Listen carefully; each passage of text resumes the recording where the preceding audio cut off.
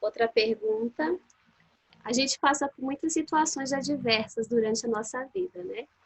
E eu queria te perguntar, quais são as situações adversas da vida que podem causar um impacto preocupante para o emocional de uma criança?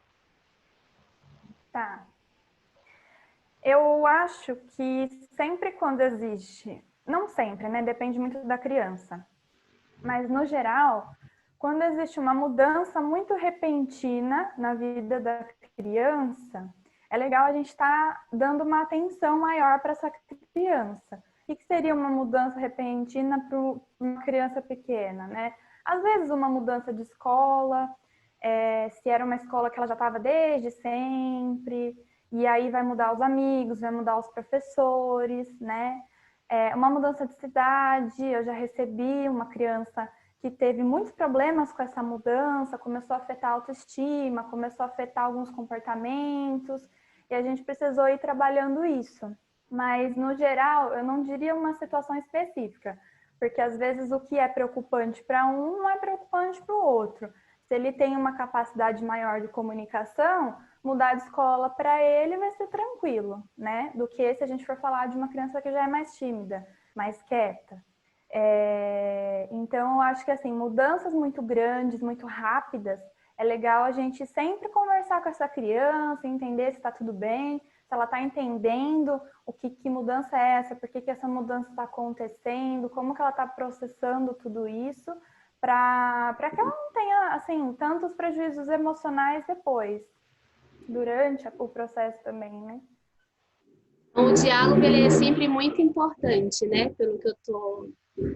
Pela percepção que eu tive. Isso. Entendi. Sim, porque às vezes a gente acha que a criança não vai entender, né? Porque é muito pequena, porque isso, porque aquilo, mas elas entendem. Às vezes a gente até recebe criança, às vezes, no consultório falando umas coisas, você fala, meu Deus, parece que é um adulto falando. Porque realmente ela escutou isso de alguém e de alguma forma ela absorveu aquilo, né? Então elas aprendem muito. É bem importante a gente estar sempre dialogando, perguntando, até porque tem criança que por ela mesma, ela não vai chegar e falar, precisa de um cuidado, precisa cutucar bastante, então é bem importante esse diálogo, sim. Ok. E acho que você meio que já respondeu nessa pergunta, mas talvez você queira detalhar melhor agora. Geralmente, como que as crianças elas olham para o mundo e como que elas encaram a vida? Uhum. Bom, depende aí da faixa etária, né, de cada criança, mas eu acredito que elas olham o mundo de uma forma mais leve, até passa por alguma situação constrangedora, porque a criança ela acha que tá tudo bem ela falar uma frase em determinado contexto, porque elas não veem muita maldade, dependendo da idade da criança, né, do contexto em que ela vive. Então, acho que resumindo, né, acho que seria, elas encaram o mundo de uma forma leve. Então, nós como adultos, a gente tem que tomar cuidado também para não colocar muito peso em cima da criança, porque a vida quando ela for crescendo já vai ser difícil, né? Vai chegar uma hora que ela vai começar a te questionar, te perguntar, e aí sim é o momento de você explicar as coisas como elas realmente são. E eu gostaria que você citasse alguns fatos que você considera importantes sobre a infância.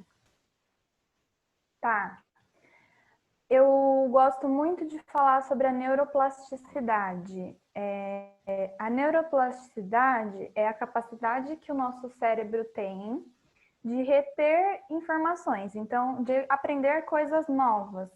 Então, na infância, isso é muito forte, porque a criança ainda está desenvolvendo o seu corpo, o seu cérebro, as suas percepções de mundo, está tudo ainda se criando, né?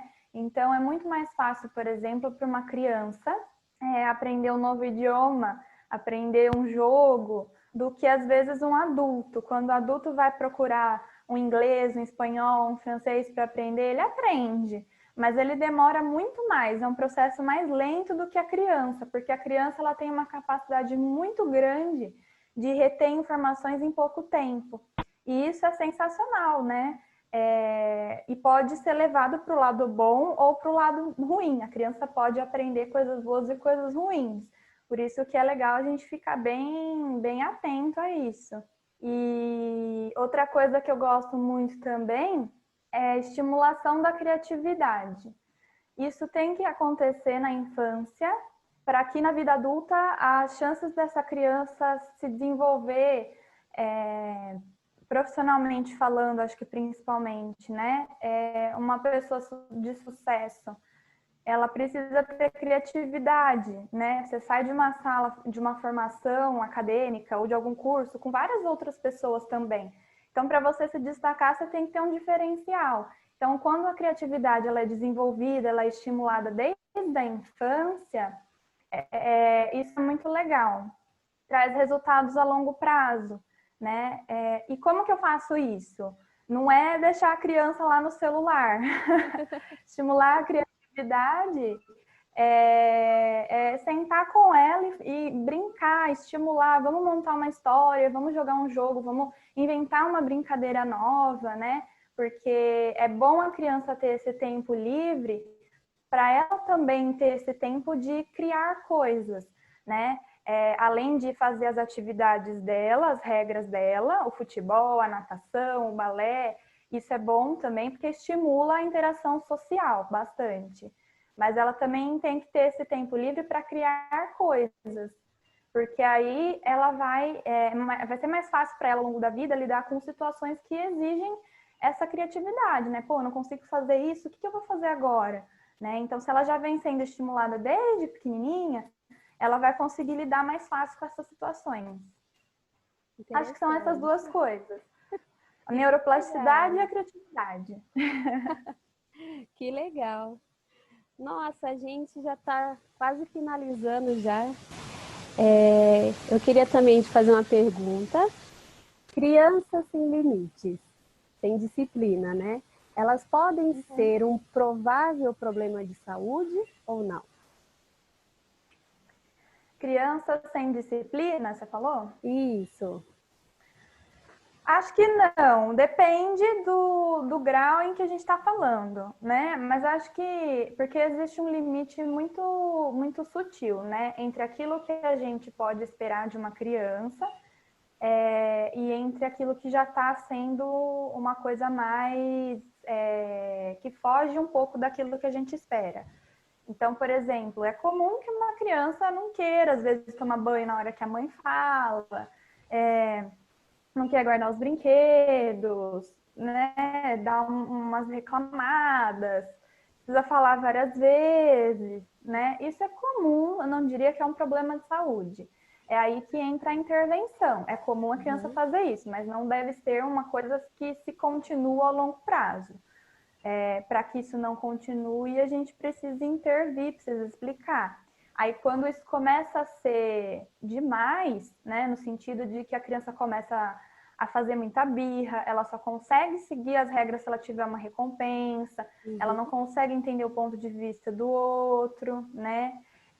Começa a se agredir às vezes, ou agredir o outro. Aí a gente precisa ter um pouco mais de cuidado para investigar melhor o que está acontecendo. Mas, no geral, acho que falta de disciplina é uma coisa esperada, assim, da idade das crianças. Bom, agora eu vou falar sobre traumas. Hoje em dia a gente se fala muito, né? Sobre o impacto dos traumas que a gente sofre na infância, no desenvolvimento do ser humano. Só que eu queria te perguntar se tem como passar pela infância sem sofrer trauma. Tem sim. Aquilo que é um trauma, né? Quando a gente está falando de trauma, a gente está falando de uma situação que gera um grande nível de estresse para aquela pessoa, né? Que está ali no seu limite. Quando a gente é criança, muitas vezes a gente não sabe. A gente está passando por um nível de estresse muito grande, né? Que aquilo, eu preciso aprender melhor a lidar com aquilo, que a gente ainda é criança, então a gente ainda está aprendendo. Às vezes eu vou entender esse trauma que eu passei lá na infância só lá na frente, às vezes na adolescência, na idade adulta, porque ele pode vir acompanhado na verdade, ele vem através de algum sintoma, muitas vezes de ansiedade, né? Por conta de algo que aconteceu lá na infância. Mas existe sim a possibilidade de a gente passar pela infância sem traumas, porque, como eu falei para você, o que é um trauma para mim, né, uma situação muito estressante, às vezes para o outro não é, né? Então, por exemplo, eu vou dar um exemplo até pessoal, né? Eu sou filha de pais separados. Desde que eu tinha meus 7 anos, né? Eu era criança. Isso nunca foi um problema para mim. Eu sempre lidei muito bem com isso, eu sempre entendi. Claro que na época eu fiquei chateada, né? Porque todos os pais que eu conhecia eram casados, mas depois eu fui entendendo, né? Por quê? Porque assim era melhor e tudo mais. Isso não considero que tenha sido um trauma para mim. Muito pelo contrário, às vezes eu nem lembro mais como que é viver com pais juntos, né? Com pais que são casados, que eu já me acostumei. Mas, para muitas pessoas, é uma situação bem problemática, né? Muito traumática, que até a vida adulta isso deixa uma angústia muito grande na pessoa. E é muito comum a gente receber isso em terapia, inclusive. Então, varia de pessoa para pessoa. O que é trauma para uns pode não ser para outros. Mas, sim, é possível a gente passar pela infância sem passar por traumas. É que a palavra trauma, às vezes, a gente usa muito no senso comum, né? Então, fica uma coisa meio, todo mundo tem trauma. Mas não. Ou então, não faz isso que vai traumatizar a criança. Exatamente. Agora eu vou partir para a última pergunta. O papo está muito gostoso, muito enriquecedor, né? Ai, que bom. E eu gostaria de saber, na verdade, que você desse uma dica, né? Ou um conselho de repente a alguma criança que está assistindo a gente, ou às vezes algum pai que está assistindo e está preocupado com isso, não sabe como tratar isso com o seu filho. Alguma criança que está passando por uma situação de violência ou de negligência, ou então uma situação de abandono, né, por parte da mãe ou por parte do pai. Se você pudesse dar um conselho ou uma dica, qual que você daria? Se fosse para criança, eu falaria para que ela procurasse um adulto que ela confie, né, e conversasse com esse adulto. Porque quando a criança é muito pequena e ela sofre isso dentro de casa, né, os nossos pais, os nossos cuidadores, geralmente eles são a figura de referência para nós. Então, às vezes a criança acha que todo adulto é assim. E aí ela começa a se fechar. Ela não conta para ninguém, porque para ela, se estão fazendo isso é porque é assim que funciona, né? Então, se você é uma criança que está com dificuldade, que está sofrendo em relação a isso, procure conversar com um adulto, né? E se você é pai ou se é vizinho, está percebendo que está tendo uma situação esquisita com alguma criança, né? Também procure se aproximar dessa criança, se for necessário, procurar a unidade de saúde que atende essa criança. Muitas vezes eles têm uma orientação de como é que é a rede de apoio da cidade ou do bairro que essa criança mora. Geralmente a assistência social costuma dar um apoio muito bom para esse tipo de situação. Então, eu falaria isso, procure a rede de apoio dessa criança. Tá certo. Eu vou te fazer uma pergunta que eu estava meio fora aqui do contexto. Quando que você recomenda para os pais, né, na verdade, quais são os sinais, às vezes, de alerta que uma criança talvez precisa de uma ajuda de um profissional na questão psicológica? Essa pergunta é muito boa. Porque às vezes os pais ficam um pouco perdidos também, né? Em como agir, se tá exagerando, se não tá. Eu gosto muito de colocar os pais assim como o papel principal também durante o atendimento com as crianças. Então, porque os pais estão 24 horas por dia praticamente com essa criança, né? Nós profissionais nós conhecemos a criança ao longo dos atendimentos, mas no máximo a gente está ali uma vez por semana. Se for um psicólogo, um terapeuta ocupacional, geralmente uma vez por semana por alguns minutos, uns 40 minutos, né, 50 minutos. Então a gente conhece aquilo que a criança traz para a gente. Quem realmente conhece a criança são os pais, né, os cuidadores que estão com elas. Então, eu recomendo procurar um profissional quando os pais, os cuidadores, identificarem algumas mudanças nos comportamentos da criança. Então, ela começa a fazer coisas que ela nunca fez, ou ela começa a deixar de fazer coisas que ela sabia fazer antes. E são coisas pequenas. Às vezes, uma mudança na alimentação, uma mudança no sono, dor de cabeça muito frequente, a criança começa a reclamar, né? Qualquer mudança que vocês observarem na criança e que vocês ficarem com uma pulga atrás da orelha, né? Nossa, a professora falou tal coisa. Os professores, eles têm um bom parâmetro, né? Porque eles trabalham com bastante criança da mesma faixa etária. Uhum. Então, eles estão acostumados com algum nível ali de comportamento. Então, quando eles observam que alguma coisa está diferente, é importante você começar a observar em casa e procurar um atendimento. Quanto antes você procurar, é melhor. Porque aí a gente consegue, às vezes, até prevenir que esse comportamento se agrave lá na frente. Mas então, acho que seria isso. As mudanças de comportamentos são muito sutis, né? Mas que os pais, eles percebem isso. Porque estão com a criança sempre, né? E às vezes demora para eles perceberem ou não? Depende muito de como a família se organiza. Depende. Acontece às vezes dos pais falarem, olha, eu já até tinha falado isso para o pediatra, mas ele falou para mim esperar um pouco porque pode ser que passasse, mas aí eu esperei e não passou, né? Então às vezes acontece. E realmente, o pediatra às vezes fala isso porque para não assustar às vezes os pais também. E como a gente falou, é uma fase de muita mudança. Uhum. Então é comum que a criança, em algum momento, ela reaja de uma forma diferente, né? Mas quando isso começa a ser frequente e tenta uma coisa, e tenta conversar, e a criança não vai, não fala, né?